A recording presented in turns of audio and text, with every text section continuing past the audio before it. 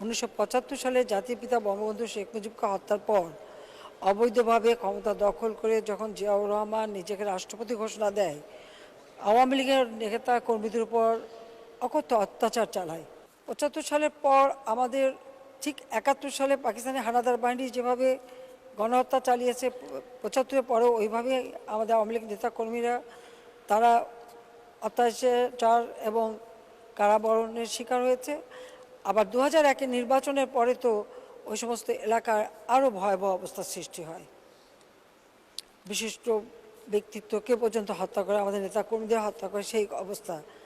সেই সময় আমরা আমাদের দলের থেকে টিম করে করে যেখানে যেখানে আমাদের কর্মীরা নির্যাতিত, সেখানে আমি সবাইকে পাঠাতাম তাদের পাশে দাঁড়ানোর জন্য।